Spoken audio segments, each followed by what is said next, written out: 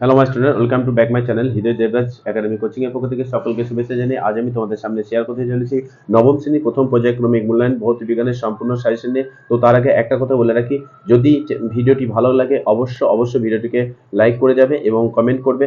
আর যদি এই চ্যানেলটিতে কেউ নতুন হয়ে থাকো অবশ্যই চ্যানেলটিকে সাবস্ক্রাইব করে রাখবে।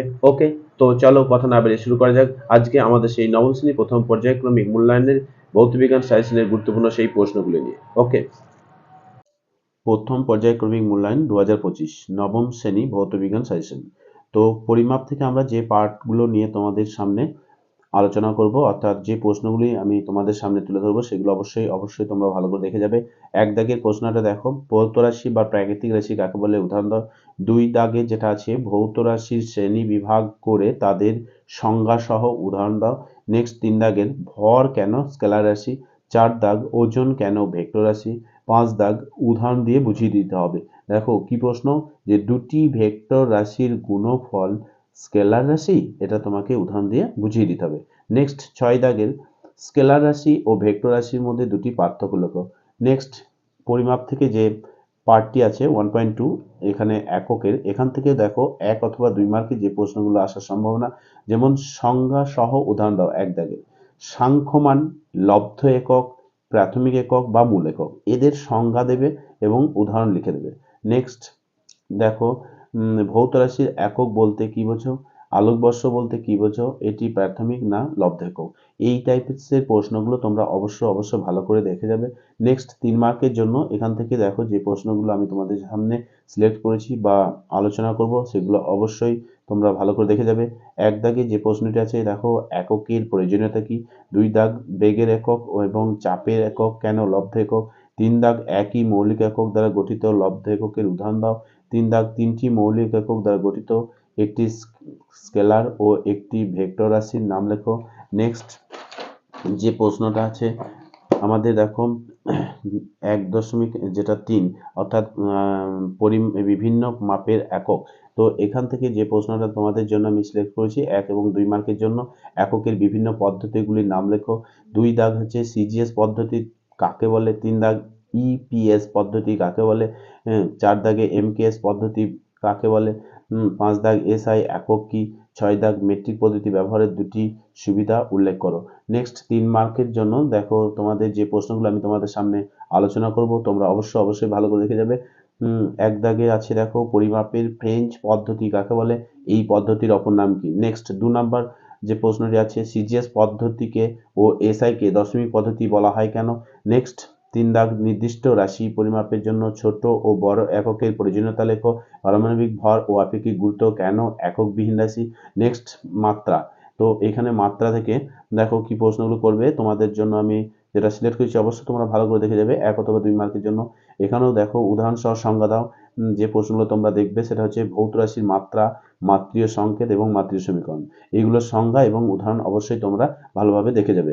নেক্সট 3 মার্কের যে প্রশ্নগুলো আমি তোমাদের জন্য সিলেক্ট করেছি, দেখো প্রথম প্রশ্নটা হচ্ছে মাত্রীয় সংকেতের ধারণার উপযোগিতা উল্লেখ করো। নেক্সট দুই দাগে বল ও ঘনত্বের মাত্রীয় সমীকরণ নির্ণয় করো। নেক্সট তিন দাগের আপেক্ষিক তাপ ও ঋণ তাপের মাত্রা নির্ণয় করো। নেক্সট পরিমাপ, এখান থেকে দেখো এক এবং দুই মার্কের যে প্রশ্নগুলো সিলেক্ট করেছি সেটা হচ্ছে এসআই তে ভরের একক কি, প্রমাণ কিলোগ্রাম কি। নেক্সট কিলোগ্রামের আধুনিক সংজ্ঞা দাও। তুলা যন্ত্রের আবশ্যকীয় গুণাবলীগুলি কি কি। নেক্সট অতিমাত্রীয় সুবিধি তুলা যন্ত্র সুস্থির হতে পারে না কেন। নেক্সট ওজন বাক্সে বাটখারাগুলির ভর 5:2:2:1 অনুপাতে নেওয়া হয় কেন। নেক্সট তুলা যন্ত্রে কাঁচের বাক্সে রাখা হয় কেন। তুলা যন্ত্র কাঁচের বাক্সে রাখা হয় কেন। নেক্সট 7 নাম্বার লম্বন ত্রুটি কি, সাধারণ তুলা যন্ত্র ও স্প্রিং তুলা যন্ত্রের মধ্যে পার্থক্য লেখো। নেক্সট লঘিষ্ঠ ধ্রুবক কি, সেকেন্ডের আধুনিক সংজ্ঞা দাও। নেক্সট লিটারের সংজ্ঞায় 4°C উষ্ণতার উল্লেখ থাকে কেন। নেক্সট কোন উষ্ণতায় জলের ঘনত্ব সর্বাধিক। নেক্সট 3 মার্কের যে প্রশ্নগুলো তোমাদের করতে হবে দেখে নাও ভালো করে, অবশ্যই দেখে যাবে। সাধারণ স্কেলের সাহায্যে কিভাবে একটি সরু তারের ব্যাস নির্ণয় করবে। নেক্সট 2 নম্বর যে প্রশ্নটি আছে, সাধারণ স্কেলের সাহায্যে একটি বইয়ের পাতার বেধ কিভাবে নির্ণয় করবে। নেক্সট 3 নম্বর সাধারণ স্কেল ধাতুর তৈরি না হয়ে কাঠের তৈরি হয় কেন।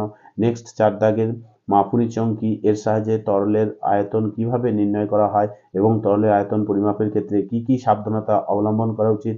নেক্সট 5 দাগের ঘনত্ব কাকে বলে, সিজিএস পদ্ধতি ও এসআই তে ঘনত্বের এককগুলি নিয়ে তাদের সম্পর্কে আলোচনা করো। এই ছিল তোমাদের পরিমাপ অধ্যায় অর্থাৎ এক অধ্যায়ের ডিটেলস প্রশ্ন। নেক্সট আমরা আলোচনা করব দ্বিতীয় অধ্যায় অর্থাৎ বল ও গতি চ্যাপ্টার থেকে। দেখো এখান থেকে স্থিতি ও গতি 1 নম্বর যে বল ও গতি অধ্যায় 2.1 অর্থাৎ স্থিতি ও গতি যে পার্টটি, সেখান থেকে আমরা কি প্রশ্ন করব দেখে নাও ভালো করে।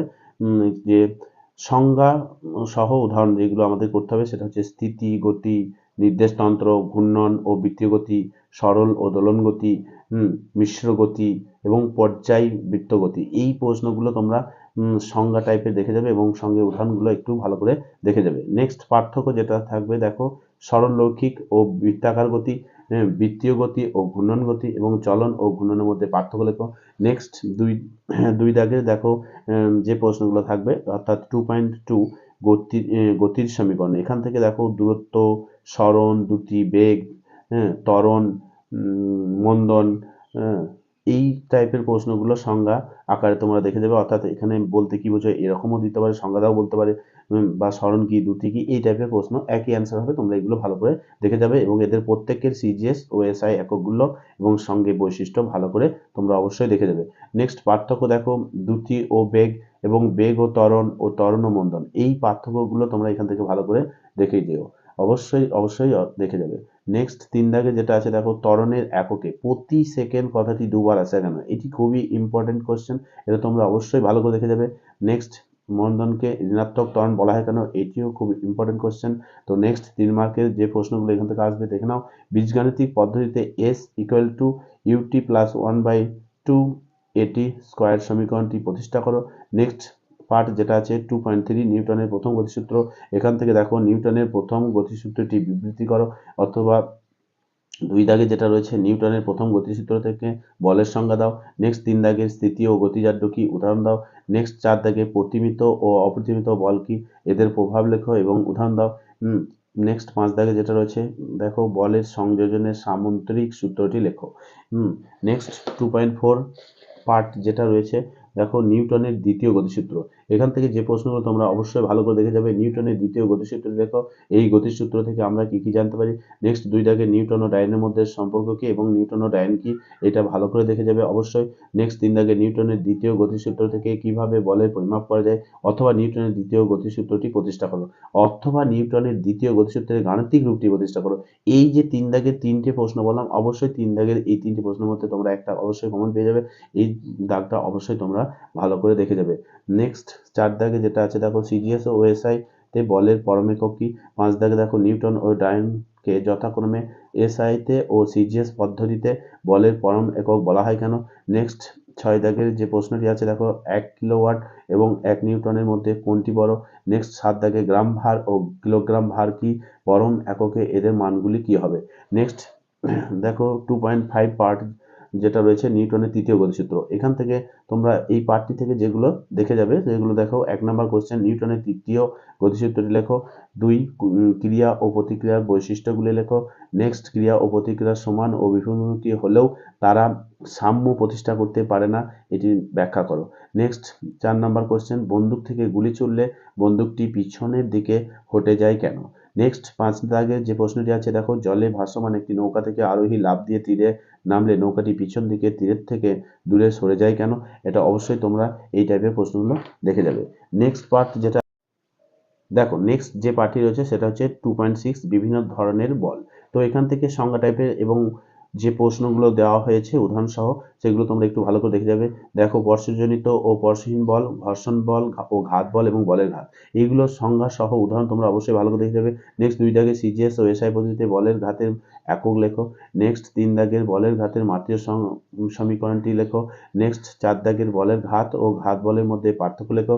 নেক্সট যে পার্টটি রয়েছে 2.7 রৈখিক ভরবেগ। দেখো, রৈখিক ভরবেগ কি, ভরবেগের সিজিএস ও এসআই তে এককগুলি লেখো। নেক্সট 2 দাগের বলের নিরপেক্ষতা নীতি বলতে কি বোঝো। নেক্সট 3 দাগের রৈখিক ভরবেগ সংরক্ষণের নীতিটি লেখো। নেক্সট 4 দাগের হোস পাইপের মধ্য দিয়ে জল প্রবাহিত হওয়ার সময় পাইপটি ধরে রাখা অসুবিধাজনক কেন। এই ছিল তোমাদের নবম শ্রেণীর প্রথম পর্যায়ক্রমিক মূল্যায়নের ভৌত বিজ্ঞানের সম্পূর্ণ সাজেশন। তো এইগুলো অবশ্যই তোমাদেরকে ভালো করে দেখে যেতে হবে। যেহেতু তোমাদের সায়েন্স গ্রুপ অর্থাৎ ভৌত বিজ্ঞানের অনেকগুলো অংশ, তো এখান থেকে শর্ট প্রশ্ন আকারে তোমাদের অনেকই প্রশ্ন হয়তো করে যেতে হবে একটু বেশি, তা না হলে কমন পাওয়া খুবই সমস্যা। তো যাই হোক, তোমরা অবশ্য ভালোভাবে দেখে যাও এবং এগুলো করলে অবশ্যই তোমরা পরীক্ষার হলে কমন পেয়ে যাবে। তো এই ছিল আমার নবম শ্রেণীর প্রথম পর্যায়ক্রমিক মূল্যায়নের ভৌত বিজ্ঞান সাজেশন। তো আজ এই পর্যন্ত। আমি পরবর্তীতে আবার তোমাদের জন্য নতুন ভিডিও আপলোড করব। তার আগে আরেকটা কথা বলে যাই, যদি ভিডিওটি ভালো লেগে থাকে অবশ্যই ভিডিওটিতে লাইক করবে এবং কমেন্ট করতে ভুলবে না। আর যদি কেউ এই চ্যানেলে নতুন হয়ে থাকো অবশ্যই চ্যানেলটিকে সাবস্ক্রাইব করে রাখো, তাহলে তোমরা আমার নিত্য নতুন যে পরপর ইউনিট টেস্ট যে সাজেশনগুলো আমি আপলোড করব তা খুব সহজেই পেয়ে যাবে।